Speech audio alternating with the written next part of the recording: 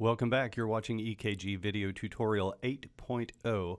This video is going to be about EKG changes associated with electrolyte abnormalities and environmental conditions. So in the raised right mnemonic, we've gone through rate, rhythm, axis, intervals, increased chamber size, ST T-wave abnormalities, and other indicators of infarction. And now at long last, we are to electrolytes and environment. Now, as we go over the EKG changes associated with electrolyte abnormalities in hypothermia, we are going to be reviewing things like a widening of the QRS complex in the case of, say, hyperkalemia, and then prolonged QT interval. Now, these EKG changes are things that we probably already have accounted for in our checklist, and so it raises a question, why do we need to talk about these things again?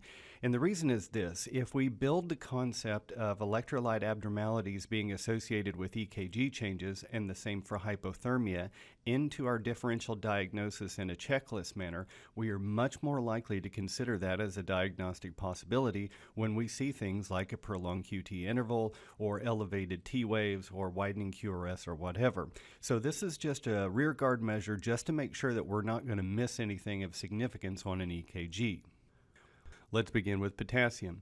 We know that potassium is the major cation of the body, with 98% of the total potassium being inside the cell in healthy subjects, and the majority of that is going to be in intracellular in the muscles. Now, normal extracellular concentrations is going to be something like 3.5 to 5.5. We can diagnose hypokalemia whenever the potassium level is less than 3.5, but usually we don't see symptoms until their K is a little less than 2.5. Now, there are a number of mechanisms by which a patient's serum potassium can be low. Eating disorders and alcoholism are just mechanisms by which they're not intaking enough micronutrients in order to replete their potassium stores. Now, insulin and beta agonists are interesting and really important. In the case of insulin, what usually is going to happen is a patient will show up in an emergency department in diabetic ketoacidosis or hyperosmolar non-ketotic state, with their glucose being somewhere in the 400s or the 1200s respectively. Our initial impulse is to give them a big slug of insulin. Now, we know that if we give them insulin, that's going to drive the potassium back into the cell, and so if the patient starts off with a potassium of 3.5 and we give them 20 units of regular insulin, we can be pretty sure that their potassium is going to be something like 1.9 before the whole thing is over. The point there is that anytime you have a hyperglycemic emergency, make sure and check their potassium while you're giving them volume, and make sure that you replete their potassium if it's low before you give them insulin. In a similar but less urgent way, beta agonists can drive the potassium down in patients, and this is going to occur in the setting if we have a pediatric patient with status asthmaticus and we admit the patient, we're giving them hand-over-hand continuous breathing treatments that will drop their potassium, so it's important to check them as well as COPD patients make sure that they don't become hypokalemic. Now, nausea, vomiting, and diarrhea are very common mechanisms, particularly in the elderly and in young children. And then, of course, in diuresis, if you start any patient on a potassium-depleting diuretic, which most of them are, you need to recheck their potassium in a reasonable interval and then count on repleting that with PO potassium. In terms of EKG changes associated with hypokalemia, the first things that we're going to see are going to be the flattening of the T wave and then a prominent U wave emerge. This is going to be a little tricky because we're not used to seeing U waves, and so frequently we'll look at that and say that it's a biphasic or hump-shaped T wave. You would be forgiven if you do that, but you would be wrong. Also, the ST segment eventually can become a little flattened, and then eventually we can see some prolongation of the QT interval. If we look here, we can see clearly there is a flattening of the T wave in lead 1 as well as in lead 2, and then you can see in these anterior leads the emergence of a U wave. Eventually, this will result in a prolonged QT interval. The problem with hypokalemia is that ultimately the prolongation of that QT interval is going to increase the vulnerable refractory period, such that if a PVC or some type of ectopy shows up in that refractory period, the patient's vulnerable to going into some form of polymorphic ventricular tachycardia. This 12-lead EKG shows some more subtle signs of hypokalemia. If we look here in lead 2, it looks like the T wave is upright, and so it's not clear if that is the emergence of a U wave. When we look in lead 3, we can see that it appears to be a biphasic T wave, but really this is a flattening of the T wave and the emergence of the U wave. If we look right here between this R wave and this R wave, and we draw a line that just bisects these two, we're going to see that that is definitely a prolonged QT interval, and so this patient is going to be vulnerable to tachyarrhythmias. And so here we have an example of exactly that. We have a pediatric patient that experienced prolonged nausea and vomiting as a result of some type of viral gastroenteritis. Subsequently, the potassium was less than 2 milliequivalents per deciliter, and then we can see here we've got a P wave, a QRS, and then this prolonged QT interval, and we don't even get to see the resolution of the complex because what happens is ventricular ectopy shows up in this vulnerable period, and as you can see, it initiates a round of polymorphic ventricular tachycardia in the form of torsade. So we've just reviewed some EKG changes associated with hypokalemia. Those are going to be the flattening of the T wave, emergence of a prominent U wave, and then eventually a kind of descending ST segment. Now we're going to move on to hyperkalemia, and what we're going to see here is kind of an opposite theme in terms of the EKG changes. Remembering that the normal range is 3.5 to 5.5 for serum potassium, hyperkalemia will exist anytime it's well north of 5.5. Now, the most common cause of elevated potassium is pseudohyperkalemia. This happens when a patient undergoes phlebotomy for a blood draw, and either the tourniquet is too tight or the caliber of needle is too small. This causes hemolysis. Now, we know that potassium is stored within the cell, both within blood cells and within muscle cells, and so if we destroy those cells through hemolysis, it liberates all of that free potassium into the serum. So if somebody gives you a potassium of 7.5, look at the lab report, and if it says that it was hemolyzed, that is not true hyperkalemia. Now, in the case of true hyperkalemia, potassium levels well north of 5.5, there are a number of causes that can precipitate hyperkalemia. One to keep in mind is going to be potassium-sparing diuretics. If you have a medication like spironolactone, which we like to use in certain settings, but then the patient also has a bit of renal insufficiency associated with that potassium is going to start stacking up more than it should. So consider renal insufficiency in any of those potassium-sparing diuretics in a way that will be safe for your patient to take those medications. Also, exogenous potassium supplements. Patients will sometimes take over-the-counter supplements, but usually it's just a matter of the potassium we give them. We start them on Lasix or whatever, we give them some potassium. If we don't adjust that for their renal insufficiency, then their potassium can stack up just like it did in spironolactone. Now, second to last here is potassium intravenous infusion, and this is really important. We just talked about hypokalemia, and so anytime we have a severe hypokalemia associated with EKG changes, we're going to want to replete that potassium in very short order. Frequently, we will do that intravenously, but caution is warranted. Anytime that you write a prescription or an order for intravenous potassium, you need to make sure that you give it low and slow. If you give a patient 60 milliequivalents of potassium over 20 minutes, it will kill them. Keep in mind that potassium infusions is exactly what the state does to execute criminals. So low and slow, find out the protocol for your hospital or treatment setting and make sure that it's peripheral IV and that you give them something like 20 milliequivalents over an hour, low and slow depending on your treatment setting. And then lastly, we have chronic kidney disease. Anytime you have a patient that has CKD, you want to adjust their potassium doses in accordance with their kidney function.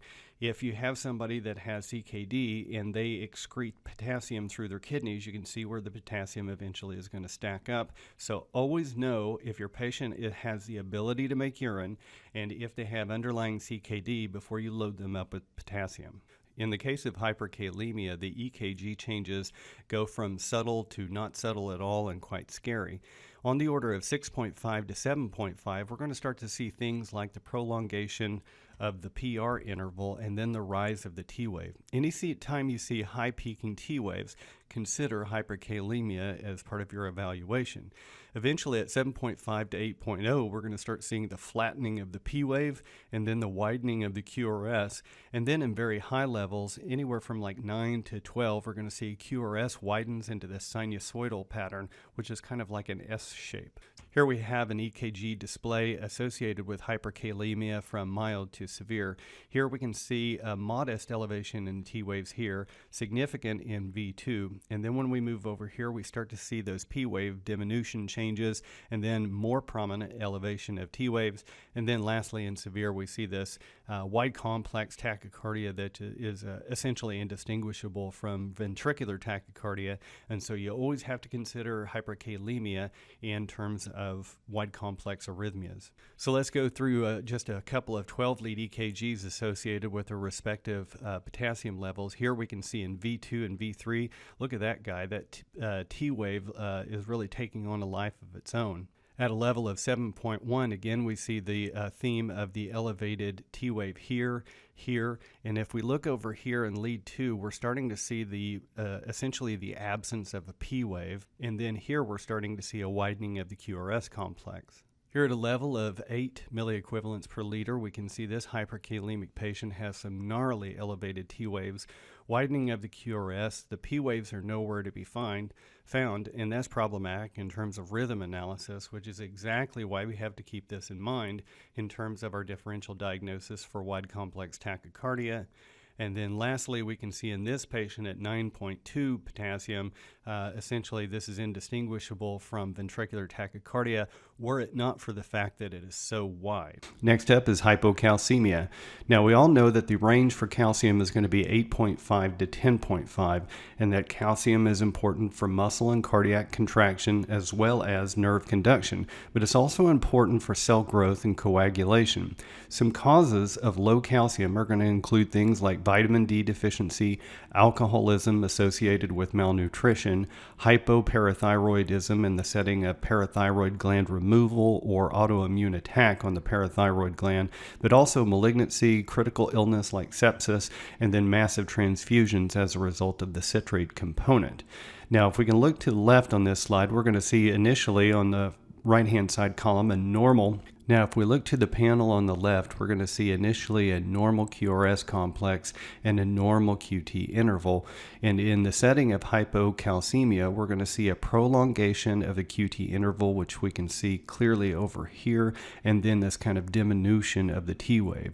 So these are going to be the typical findings in hypocalcemia in terms of electrocardiography. And I think what we're starting to pick up on in terms of electrolyte deficiencies is this kind of theme of QT prolongation and then the diminution of the T wave. Hypercalcemia is less common, and again, the normal for calcium is going to be 8.5 to 10.5. Interestingly, hyperparathyroidism and malignancy account for 90% of causes. Now, the EKG changes associated with this are going to be a shortened ST segment and QT intervals. That is to say, you can see how everything is getting a little more tight here in terms of the depolarization. Bradyarrhythmias and bundle branch blocks are possible, and then eventually second-degree heart block or complete heart block is possible. Next is going to be low magnesium hypomagnesemia. So this is going to result, as you can see in the strip here, in a prolonged QT interval. We've actually already considered low mag as part of our differential diagnosis for prolonged QT. Nevertheless, it's always important to remind ourselves of that as a possibility. Post-parathyroidectomy is a possible surgical cause. Osteoblastic metastasis with hungry bone syndrome, acute pancreatitis, alcoholism, ketoacidosis, hyperparathyroidism. Anytime I have a sick patient come through the emergency room, particularly the elderly, but even a pediatric patient if nausea and vomiting, diarrhea is involved, anytime you have a sick patient, consider checking a magnesium level. You'll be surprised at how frequently that is going to be way too low. So luckily, hypermagnesemia is not that common. It's almost 100% excreted by the kidneys. So unless you take a truckload of magnesium and have renal insufficiency, it's kind of hard to precipitate that. Now, I forgot to point out that the normal range for magnesium is 1.3 to 2.2. Possible causes for elevated magnesium level are going to be something like kidney disease because it's excreted by the kidneys. Sometimes they talk about certain forms of laxative abuse being associated with elevated potassium. One potential kind of board question and clinical setup is going to be IV therapy for preeclampsia. If you have a pregnant patient with preeclampsia and she is given excessive amounts of magnesium intravenously, eventually her deep-tendon reflexes will be significantly reduced, and that patient can precipitate EKG changes. And those are going to be the same things that are associated with some of the other elevated ion levels, things like prolonged PR interval, corrected QT interval, peak T waves, and then flattened P waves. So consider checking electrolytes, but luckily hypermagnesemia is going to be on the less common side. When we talk about EKG changes associated with environmental conditions, we're really talking about just hypothermia, but hypothermia did not fit into our mnemonic. So if we have a patient that has mild hypothermia, and that's going to be something like a body core temperature of 90 to 95 degrees Fahrenheit, we might see tachycardia, tachypnea, shivering, and normal level of consciousness. Now, once their temperature scoops down below 32 degrees Celsius or 90 degrees Fahrenheit, we're going to see shivering ceases, the heart rate and blood pressure decrease. Everything kind of starts to come to a stop in terms of metabolism, with coma and arrhythmias are possible. Lastly, at a body temperature less than 28 degrees Celsius and below 82 degrees Fahrenheit, we're going to see potential arrhythmias and cardiac arrest. One of the EKG changes that is typical of hypothermia is the so-called Osborn J wave or Osborn waves. If you look at the strip on the left, you can see that the blue arrow is pointing at this deeply notched J point, and then you can see the subsequent wave that is published right next to that J point. That is the so-called Osborn J wave. And the J wave corresponds to the degree of hypothermia, so that if you have a really big gnarly J wave, then you can assume that the patient is profoundly hypothermic. Now, in terms of arrhythmia, sinus bradycardia to atrial fibrillation, VFib, and then asystole. So they can have any range of arrhythmias, but the important thing to remember about patients with hypothermia is that rapid rewarming is indicated, and it is said that a patient is not dead until they're warm and dead. That is to say, patients with hypothermia can be in even asystole and have a chance of recovering with appropriate CPR and rewarming. So they have a better prognosis in terms of recovering from asystole than a patient who went into asystole as a result of VFib arrest without hypothermia.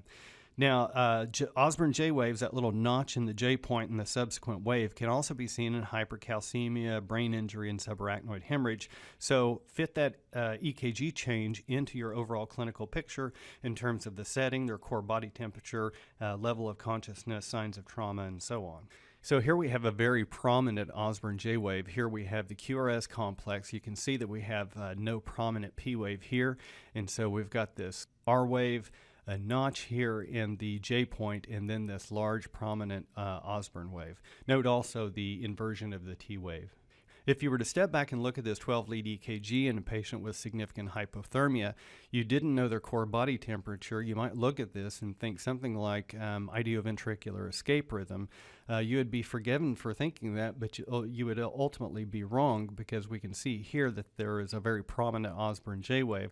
So whenever you see these kind of funky EKG changes that don't fit into another pattern, always consider running this down into your raised right checklist and see if it might represent something else. Now, I'll tell you, usually this EKG doesn't show up in a vacuum. Usually you have a patient with accidental hypothermia, you get their core body temperature, you look at the EKG and it shows something like this, and you can kind of put two and two together. But always consider this as a possibility when you see that widened QRS complex.